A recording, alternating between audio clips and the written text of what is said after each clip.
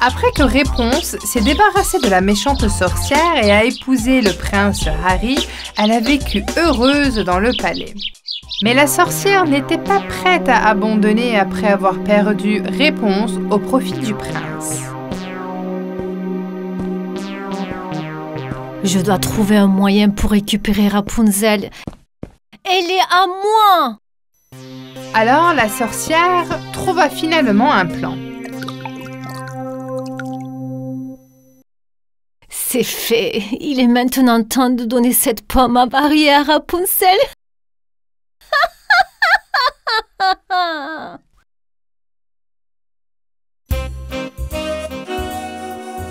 La sorcière déguisée en villageoise s'est rendue au palais.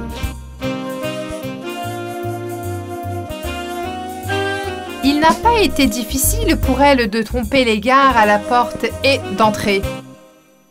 J'ai cueilli les fruits les plus délicieux de mon jardin pour la princesse Rapunzel. J'aimerais les lui donner moi-même.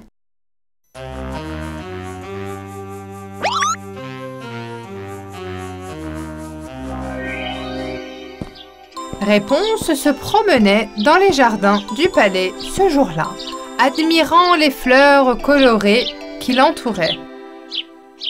Quelle belle fleur vous êtes! Vous sentez si bon aussi! Bonjour, ma chère princesse. Bonjour! Qui es-tu? Je suis une pauvre villageoise qui vous admire beaucoup. Je vous ai apporté ces fruits de mon jardin. Oh, c'est très gentil de votre part. Merci beaucoup. La sorcière prit la pomme contaminée dans son panier et la tendit à Réponse. Mes fruits sont très spéciaux. Goûte-les, ma princesse. Tu seras d'accord avec moi. C'est bien cela? D'accord, laisse-moi la goûter. Lorsque Réponse mangea la pomme contaminée, elle s'endormit sur place et devint soudainement invisible. Maintenant, je peux te faire sortir du palais sans être vue. La sorcière a pris Réponse et a quitté le palais sans que personne ne le sache. Elle l'a emmenée très loin dans une maison sur une montagne où elle l'a enchaînée par les pieds.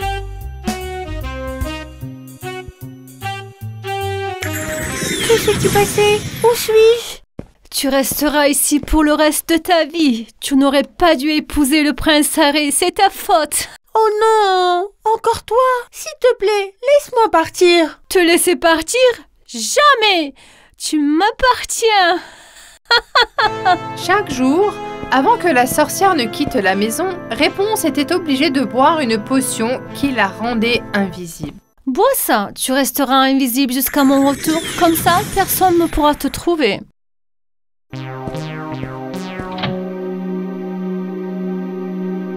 Lorsqu'elle pleurait près de la fenêtre, Réponse a entendu une chanson venant de l'extérieur. Je ne peux pas te voir, mais tes pleurs me brisent le cœur. Qui es-tu, mystérieuse jeune fille? Je suis Rapunzel. Et toi, qui es-tu? Je suis Coccinelle, la chanteuse. Je chante en jouant de la guitare. Aide-moi, je t'en prie. La sorcière m'a emprisonnée ici. Bien sûr. Mais pourquoi je ne peux pas te voir? Parce que la sorcière m'oblige à boire chaque jour une potion qui me rend invisible. Mais c'est difficile pour moi de t'aider si je ne peux pas te voir. Je suis enchaînée. La potion que la sorcière m'a donnée est sur la table. Peux-tu faire quelque chose à ce sujet? Eh bien, c'est facile. La coccinelle est immédiatement entrée dans la maison.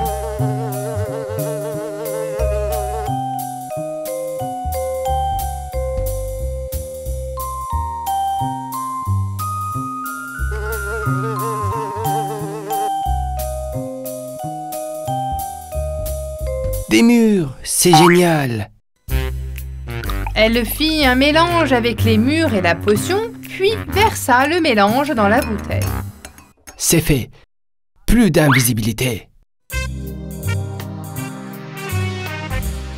Le lendemain, avant que la sorcière ne quitte la maison, elle l'obligea à boire à nouveau la potion. Princesse invisible, bois ça!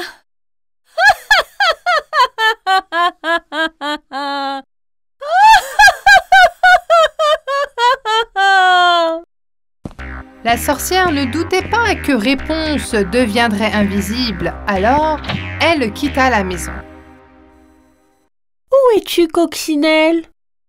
Tu étais censé m'aider à m'échapper? Je suis là. Je peux te voir maintenant. Grâce à toi, je ne suis plus invisible. Mais comment puis-je me libérer de ces chaînes? Je sais où la sorcière a mis les clés. Vraiment?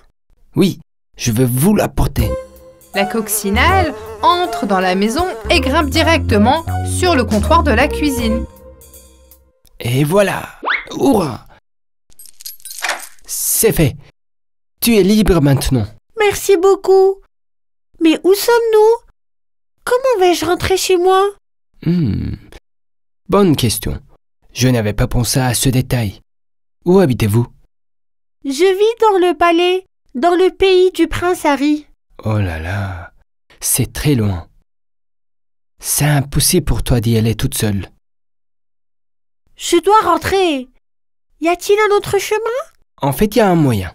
Comment? Viens, je vais te montrer.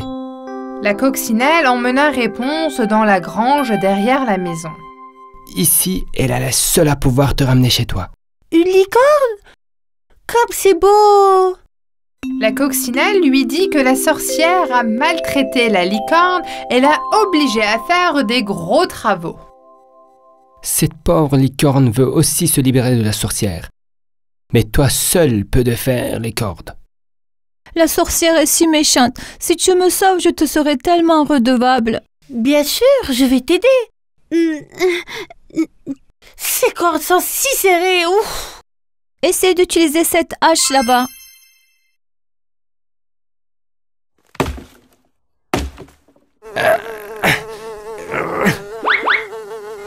Ok, tu es libre. Allez, viens, fuyons avant que la sorcière ne revienne. Je te ramène chez toi. Mais juste à ce moment-là, la méchante sorcière est apparue. Arrêtez! Mais où croyez-vous partir?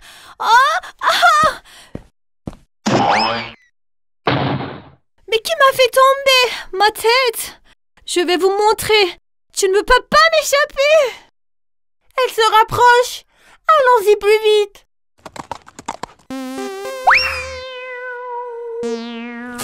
Tu ne peux pas t'enfuir! Attendez! Tu ne peux pas t'enfuir! Attendez! Après avoir réussi à s'échapper, Réponse remercia Coccinelle pour son aide. Elle et la licorne se dirigent vers le palais.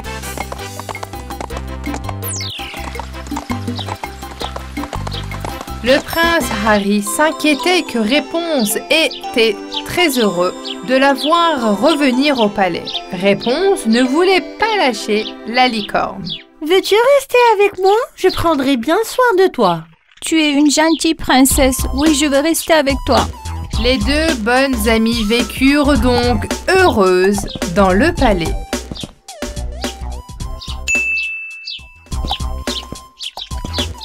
Il était une fois Réponse qui vivait heureuse au palais, où elle passait du temps avec sa licorne. Chère licorne, je crois qu'il est temps de te trouver un nom. Oui, ce serait charmant. As-tu un nom en tête pour moi? Tu m'as sauvée de la sorcière. Alors, pourquoi pas Héros? Qu'en penses-tu? Je pense que ça me va bien. J'aime vraiment ce nom. Le temps est magnifique aujourd'hui. Que dirais-tu d'une petite balade, Héros? Excellente idée, princesse. Allons-y. Réponse et Héros partirent donc faire un tour dans la campagne luxuriante.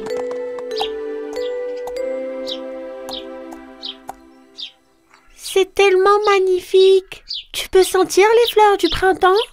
Oui, mais je vois des nuages qui arrivent. Il pourrait pleuvoir. En effet, il s'est mis à pleuvoir, mais cela n'a pas entamé la bonne humeur de Réponse. Qu'il en soit ainsi. C'est aussi agréable de se mouiller sous la pluie de printemps. Puis la pluie s'est arrêtée et le soleil est revenu. Réponse était émerveillée par ce qu'elle voyait. Tu vois ça, Héros? Quel magnifique arc-en-ciel! Oui, c'est vraiment magnifique. Oh, j'aimerais pouvoir passer au-dessus. On peut essayer? Accroche-toi bien. Héros galopait avec Réponse sur son dos.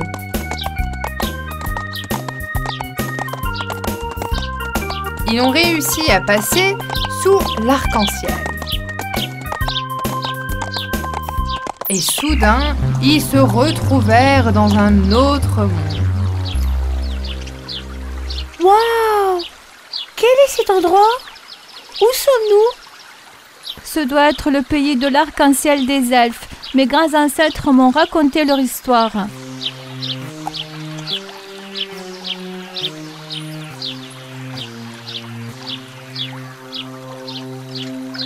Mais pourquoi tout le monde ici a l'air malheureux? Certains d'entre eux pleurent même. Je ne comprends pas. Demandons à ce vieil homme.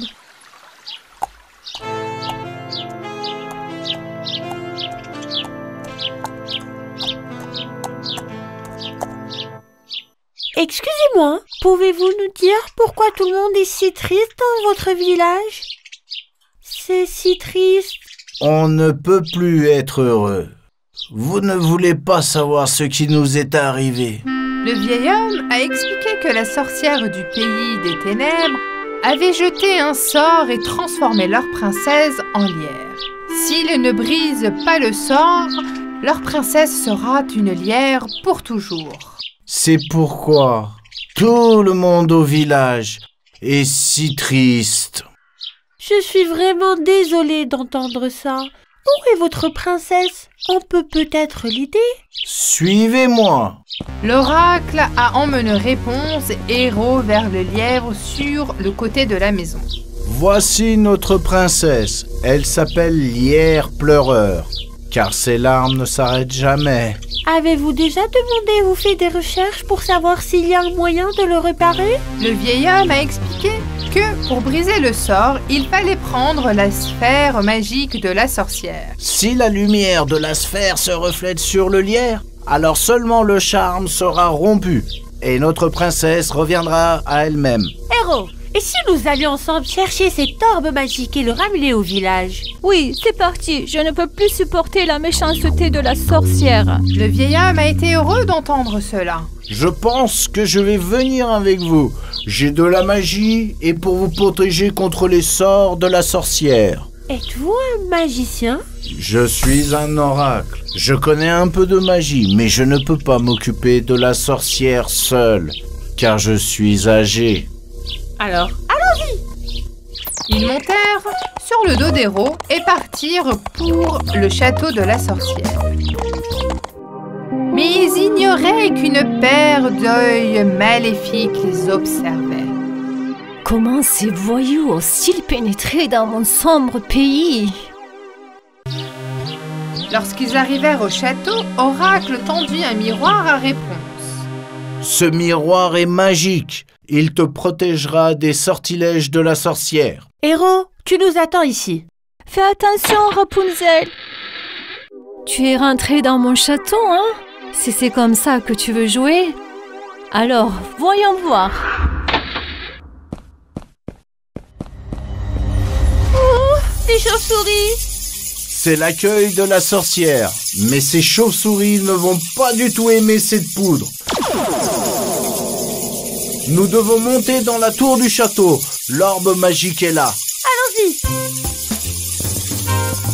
Réponse et Orax se dirigèrent vers les marches de pierre. Tu essaies donc de récupérer mon orbe magique? Viens et laisse-moi voir.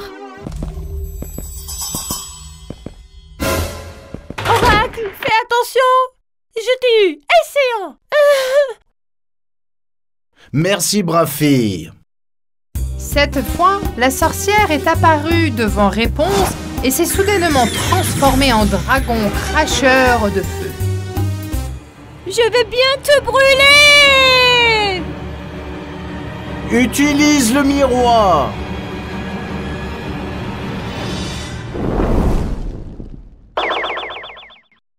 Non! Non! Je brûle! Je brûle! Cours vite! Le globe magique, il est là!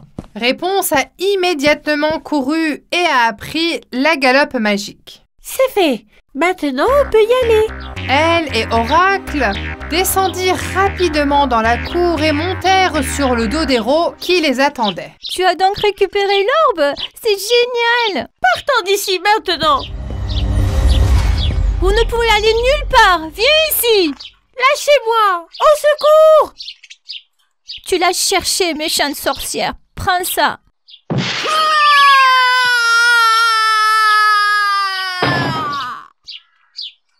Allez, Héro, sors-nous d'ici. Tu vas voir! Ne t'enfuis pas! Je vais vous détruire! Pendant que la sorcière leur criait dessus, nos héros ont réussi à s'échapper et se retrouver au village des elfes dans la boule magique. Maintenant, nous pouvons faire revenir la princesse à la normale.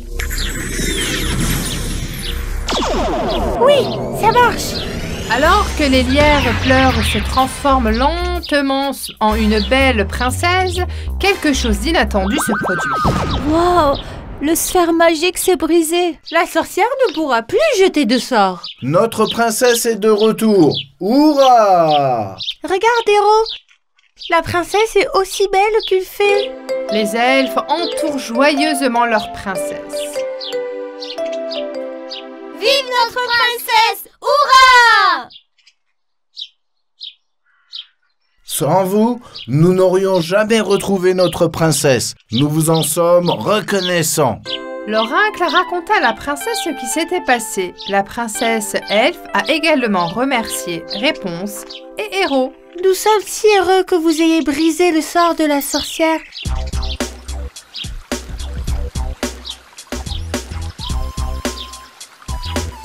Nous sommes heureux de vous avoir rencontré. Au revoir. Réponse et Héro prirent donc le chemin de leur maison, bien contentes d'avoir sauvé la princesse.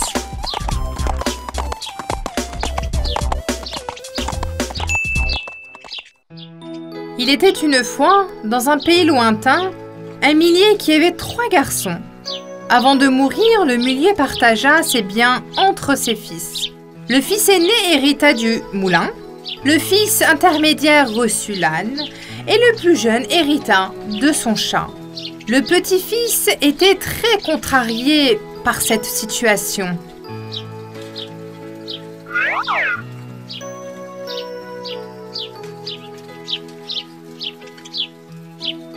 Un chat ne me sert à rien.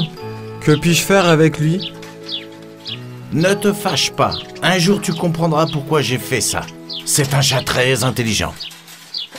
Peu de temps après, le millier mourut, et les 3 frères reçurent l'héritage de leur père. Le plus jeune fils n'a même pas regardé son chat. Le chat a été très contrarié de voir que son nouveau maître le traita avec désinvolture. En un rien de temps, tu réaliserais que tu as reçu le meilleur héritage. Je vais vous le prouver.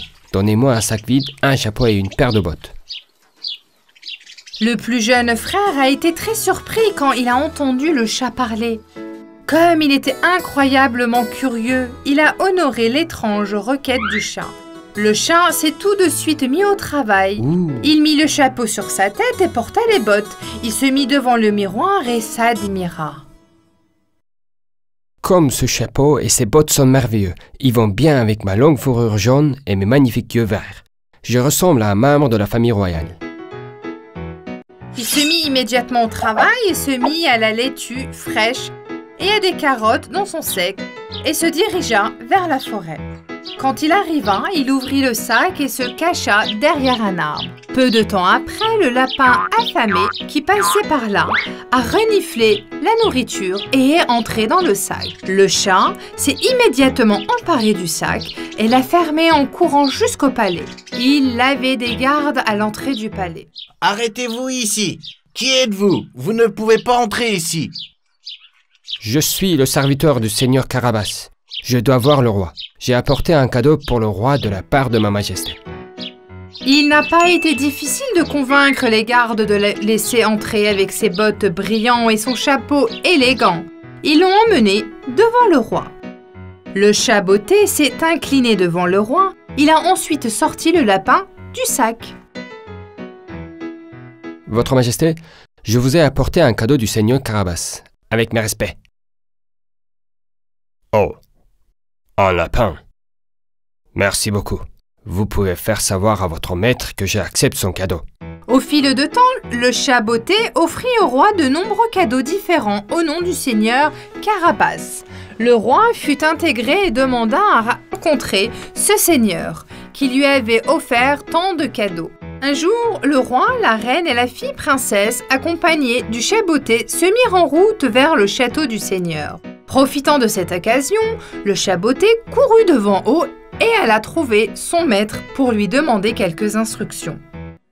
Notre roi va certainement passer par la rivière. Va à la rivière et fais semblant de te noyer. Crie à l'aide quand nous passerons. Je vais aussi cacher tes vêtements. Qu'est-ce que tu prépares? À qui bon-tu ça pour nous? N'aie pas peur. Fais simplement ce que je te dis. Le jeune garçon, confus, se rendit à la rivière comme le chat le lui avait demandé et attendit qu'il arrive.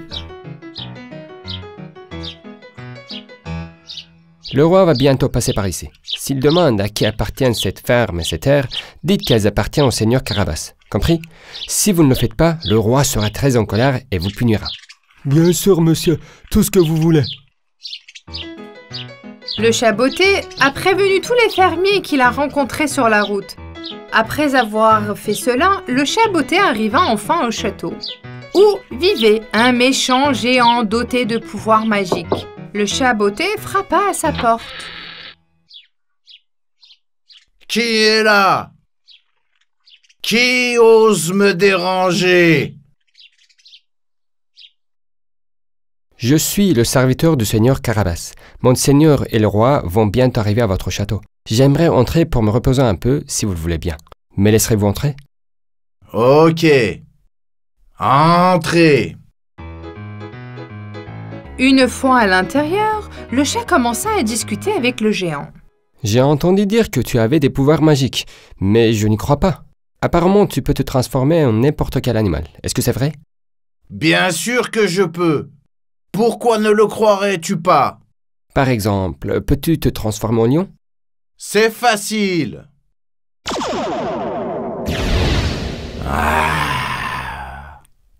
Et voilà, je suis un lion maintenant. Le chat, terrifié, sauta sur le haut d'une armoire. C'est bon, c'est merveilleux. C'était facile, mais peux-tu te transformer en souris? C'est facile.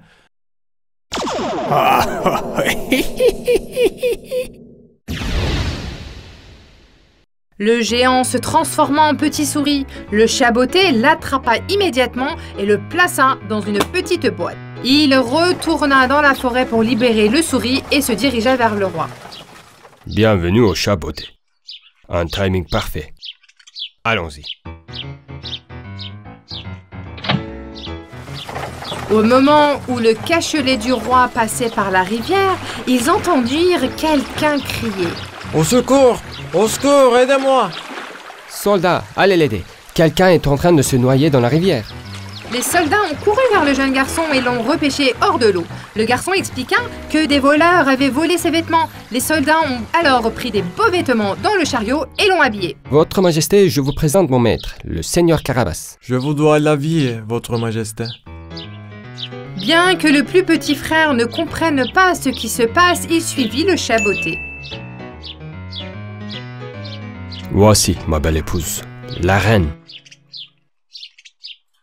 Et ma fille adorée, la princesse.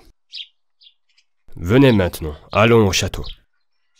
Le plus jeune frère et la princesse tombèrent amoureux au premier regard. La princesse était une belle fille, et le plus jeune frère, qui se faisait passer pour le seigneur Carapace, était très beau. Alors qu'ils continuent leur route, le roi demanda aux paysans qu'ils croisaient. Quelle est cette patrie? Celle du seigneur Carabas, mon roi. Celle du seigneur Carabas, mon roi.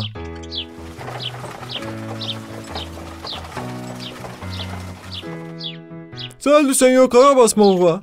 Celle du roi Carabas, mon roi. Le roi était très heureux de tout ce qu'il a vu. Jeune seigneur, il semble que vous soyez très puissant et aimé par ici. Le plan du chaboté a parfaitement fonctionné. Lorsqu'ils arrivèrent au château, ils se régalèrent d'un merveilleux festin. Le soir venu, le plus jeune frère était devenu le seigneur Carabas et avait demandé au roi la main de sa fille. Je voudrais que ma fille ait un mari puissant, riche, intelligent et respectable comme vous. Si ma fille accepte, vous pouvez avoir sa main en mariage. Peu de temps après, la princesse et le seigneur Carabas se marièrent. Ils vécurent heureux dans leur château. Le chaboté ne le quitta jamais. Дорогой отец, теперь я понимаю, что ты имел в виду. Il était une fois, dans un pays lointain, vivait la famille Darling. Leur aîné s'appelait Wendy et leurs fils John et Michael. Un soir, leurs parents sont sortis se promener en ville.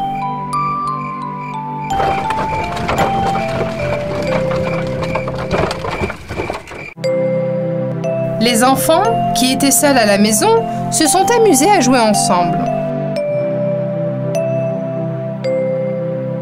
Quand ils furent fatigués et eurent sommeil, leur sœur commença à leur raconter l'histoire de Peter Pan.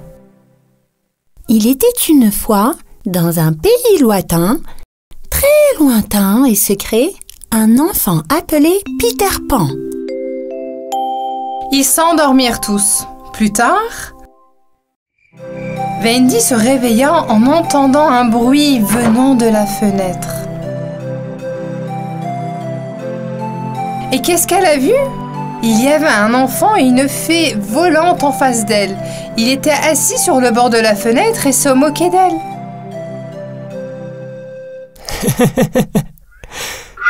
Bonsoir, je m'appelle Peter Pan. Je suis le héros de l'histoire que tu as racontée à tes frères. Même si tu as oublié quelques détails, c'était quand même une belle histoire.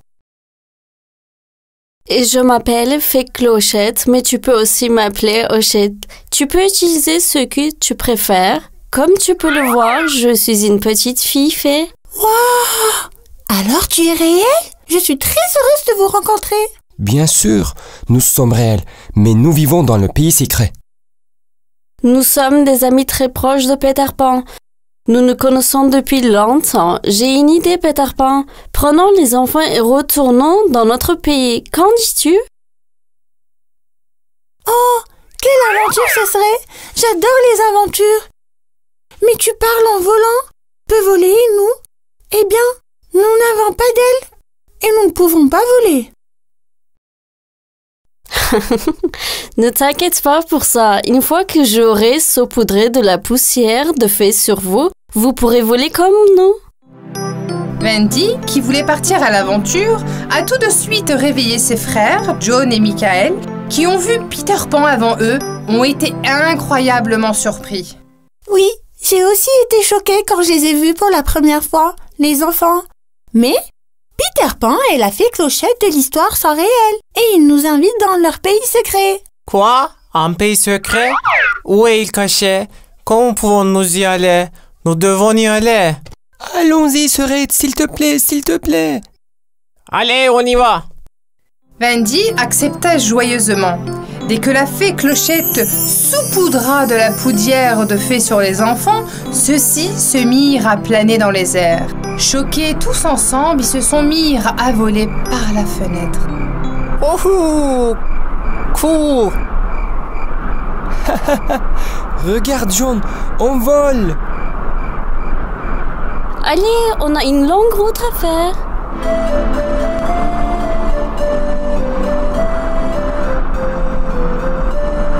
Oh, cool.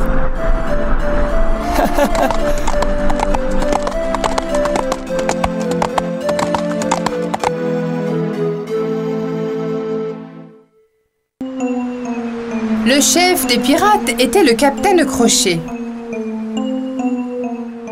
Le capitaine Crochet était le plus grand ennemi de Peter Pan. La raison de cette animosité était due à un événement qui s'était produit dans le passé. Un jour, le capitaine Crochet avait capturé la princesse des Indiens.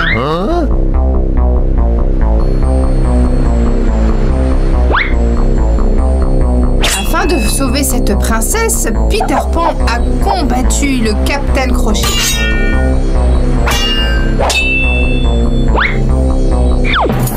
Il a coupé une de ses mains avec une épée et sa main est tombée dans la mer.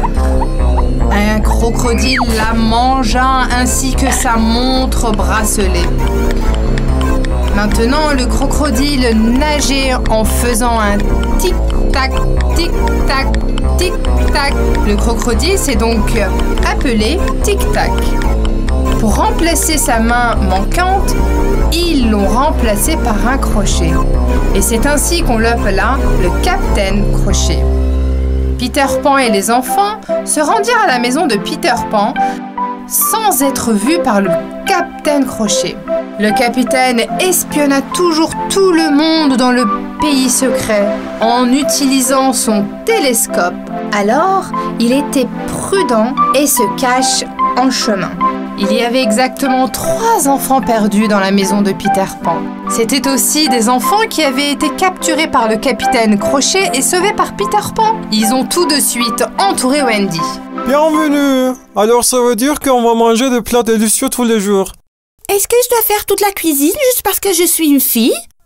Mais, nous... Peu importe. Tu as de la chance que j'aime cuisiner. Mais bien sûr que je vais le faire. Et je te raconterai aussi des histoires le soir avant que tu t'endormes. Wouah! Youpi! Youpi! Les enfants embrassèrent Wendy avec joie. Wendy se comportait comme leur mère. Elle préparait des plats délicieux, faisait des gâteaux et leur racontait des histoires avant de se coucher.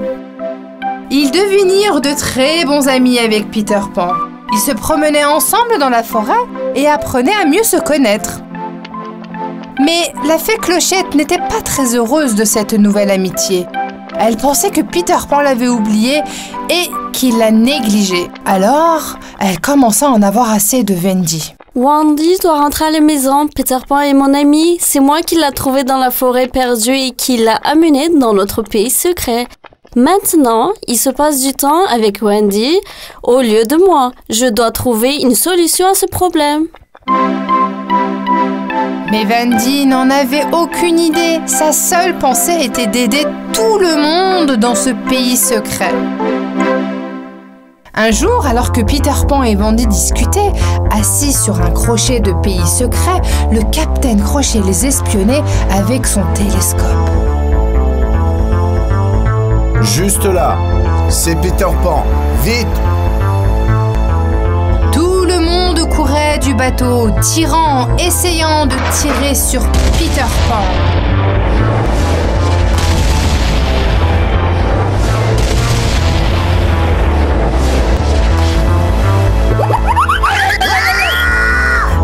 Bande d'idiots!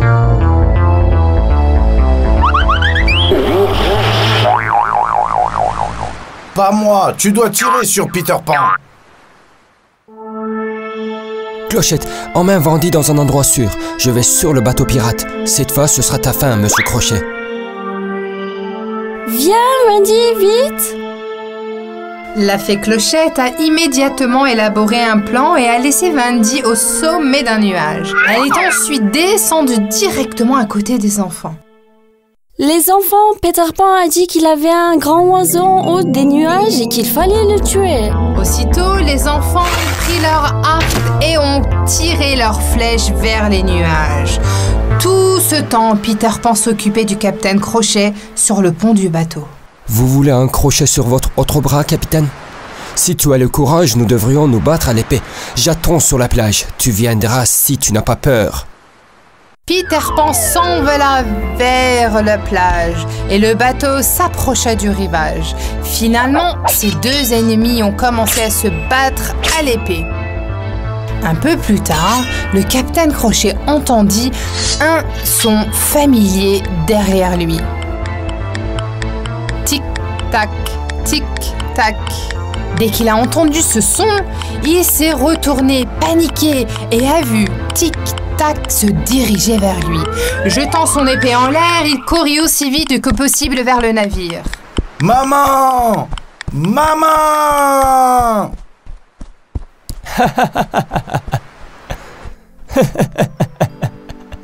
Peter Pan rit bruyamment du capitaine Crochet. Tout à coup, il a pensé à Wendy. Il est allé directement vers Wendy pour voir comment elle allait.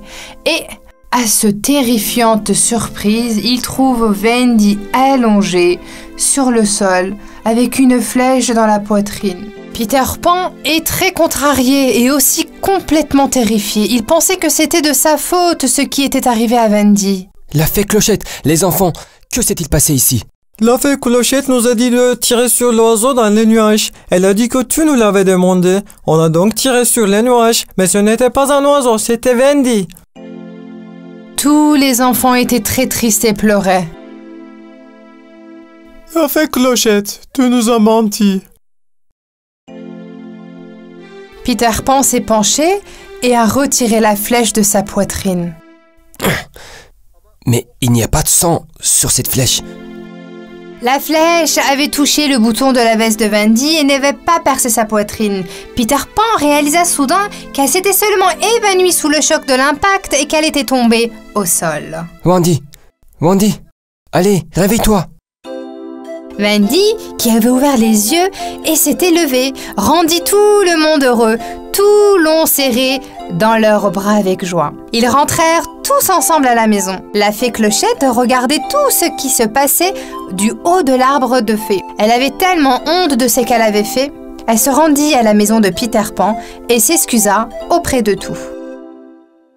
Je suis vraiment désolée. Je m'excuse auprès de vous tous et surtout auprès de Wendy. Pourrais-tu me pardonner? J'ai fait ça parce que j'étais jalouse de votre amitié. J'ai tellement honte. Je te dois la vie, Clochette. Personne ne pourra jamais prendre ta place. Nous serons toujours ensemble, mais ce que tu as fait est très mal. Ce soir, je veux que tu ailles à l'arbre au fait et que tu réfléchisses à ce que tu as fait. Wendy a pardonné à la fée Clochette, mais comme Peter Pan lui avait dit de partir, la fée Clochette retourna à l'arbre aux fées. Tout le monde est vraiment fatigué aujourd'hui.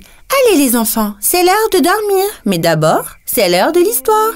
Wendy a raconté aux enfants l'histoire de 3 enfants qui ont allé dans un pays secret. Elle leur racontait l'histoire d'eux-mêmes. Ses frères voulaient rentrer à la maison. Leur mère et leur père leur manquaient beaucoup. Wendy a appelé les enfants perdus. Nous allons rentrer à la maison. Voulez-vous aussi venir avec nous? Venir avec vous? Dans votre vraie maison? Hurrah! Je n'arrive pas à croire. Nous allons avoir une vraie maison. Peter, pourquoi ne viens-tu pas avec nous aussi? Tu peux vivre avec nous si tu veux. Pas question. Un jour, vous allez tous grandir et vieillir. Mais moi, je veux rester un enfant pour toujours.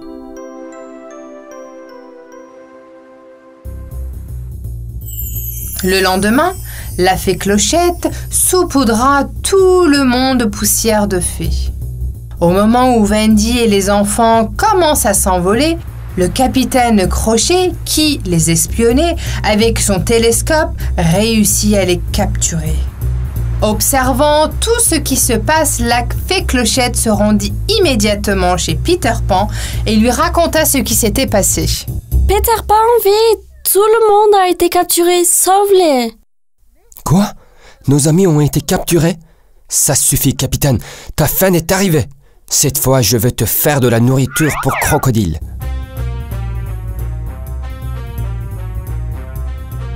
Aussitôt, il s'est envolé sur le navire. En voyant Peter Pan, les enfants crièrent de joie. C'est Peter Pan! Hurrah! Nous sommes sauvés! Le capitaine a immédiatement attaqué Peter Pan avec son épée. Ils recommencèrent tous les deux à se battre à l'épée.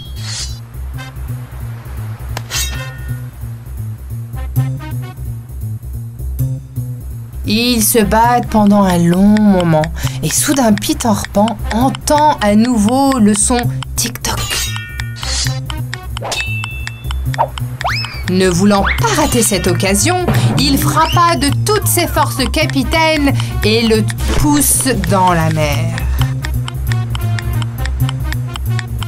Voyant que le capitaine Crochet était tombé dans la mer, Tik-Tok nagea rapidement vers lui. Tous les hommes de Crochet qui ont réalisé qu'ils avaient perdu ont également sauté dans la mer. Maman! Maman! Capitaine traître, sauve-toi! Tu sais maintenant ce que cela signifie de capturer mes amis. Maintenant, tout le monde au pays secret était libéré des pirates. Maintenant, ils avaient aussi un bateau. Peter Pan est immédiatement détaché et libéré les enfants. Ils ont fêté cette victoire en se promenant dans le bateau. Peter Pan était maintenant capitaine. Oui, il est temps de rentrer à la maison.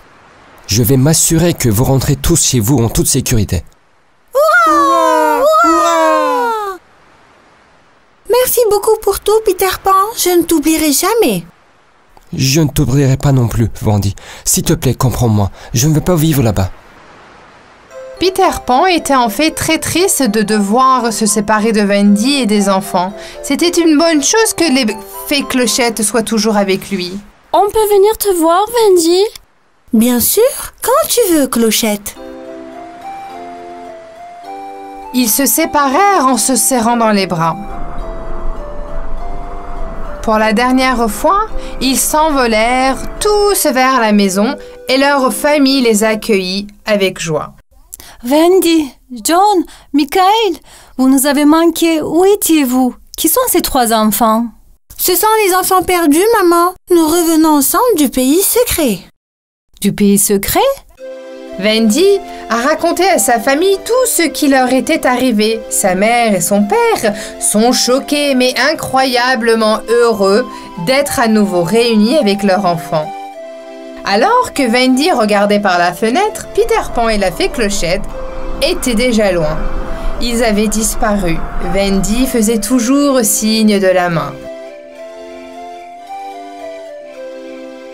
Peter Pan, jusqu'à ce que nous te rencontrions à nouveau.